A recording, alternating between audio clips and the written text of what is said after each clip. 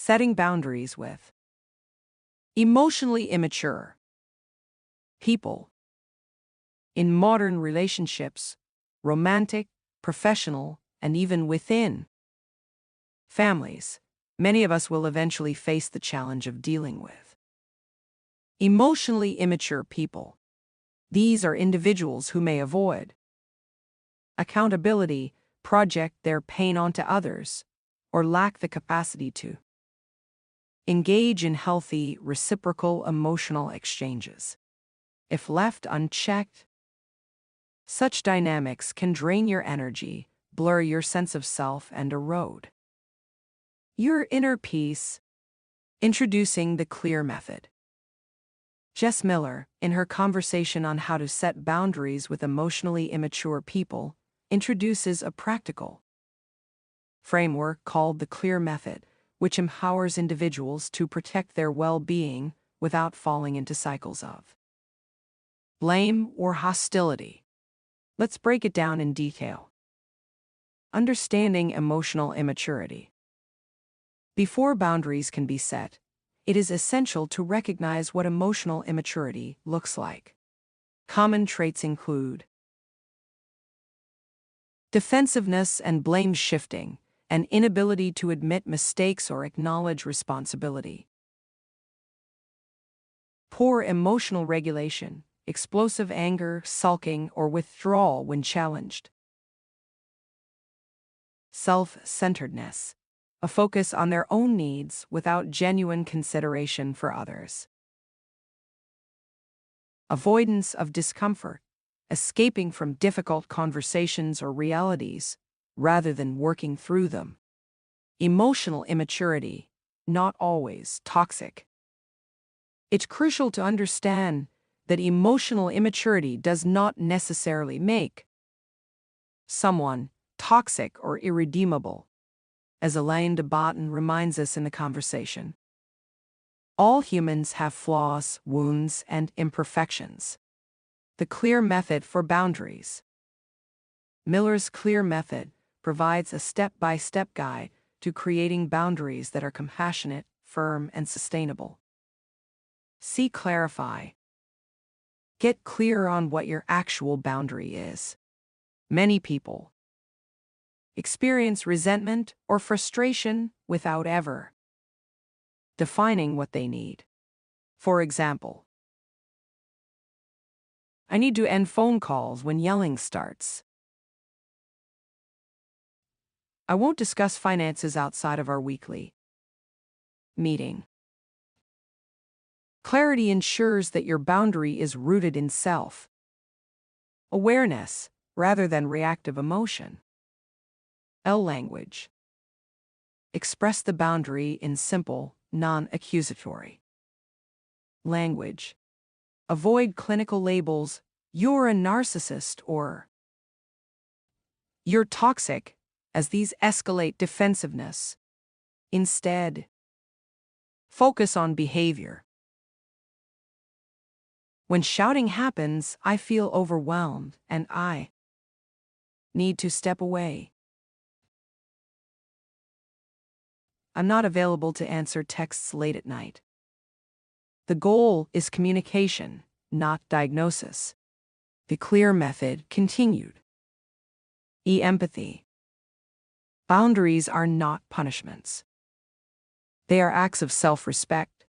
Show empathy without abandoning your limit.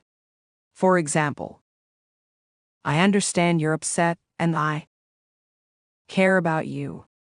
At the same time, I can't stay in this conversation if it continues in this way. Empathy acknowledges the other person's humanity while still protecting your own space. Action. A boundary without action is just a wish. You must follow through consistently. If your partner yells and your boundary is to end the call, then you must hang up. If you say you won't lend money, you must decline.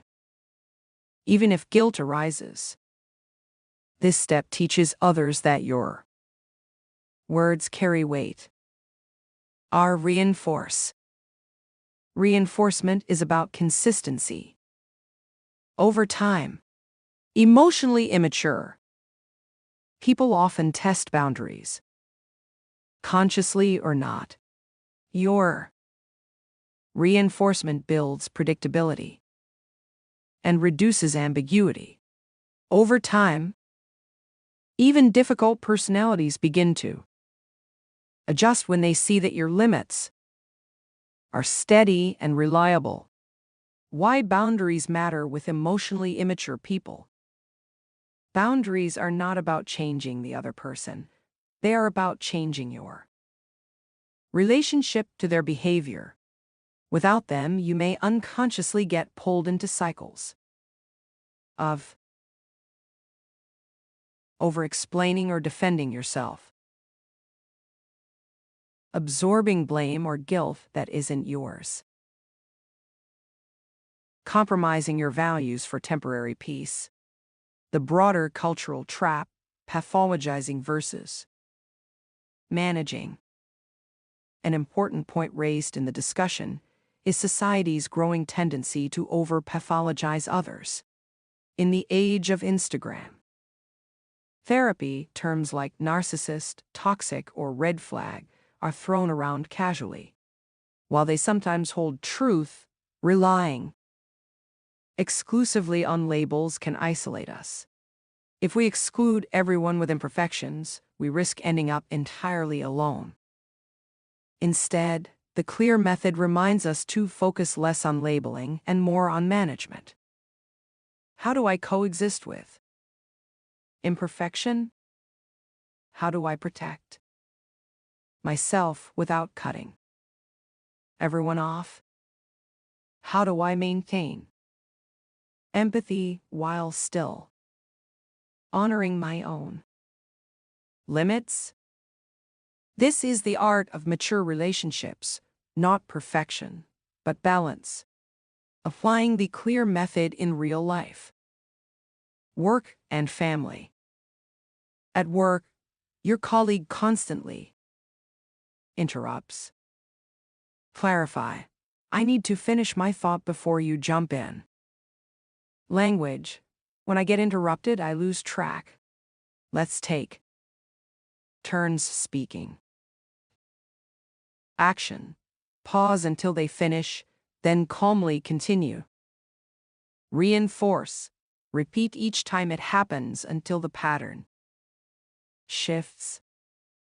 In family, a parent pressures you to share personal details you're not comfortable with. Clarify. You need privacy. Language. I appreciate your concern, but I'm not ready to discuss this. Action. Change the subject or exit the conversation. Reinforce. Stay consistent. Don't cave under guilt trips. Applying the clear method in real life. Romance. In romance, a partner dismisses your feelings during conflict. Clarify. Respectful dialogue is necessary. Language.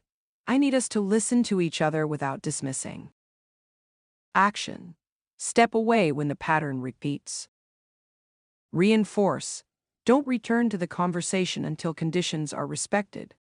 Final reflection. Emotional sovereignty. The clear method is not just a strategy for dealing with difficult people. It is a philosophy of emotional sovereignty. It reminds us that while we cannot control another person's maturity, we can control how much access they have to our energy, time, and heart. Boundaries, when practiced with clarity, empathy, and consistency, allow us to love without losing ourselves. And perhaps most importantly, they shift the focus away from trying to fix others and toward building our own resilience. One clear, reinforced limit at a time.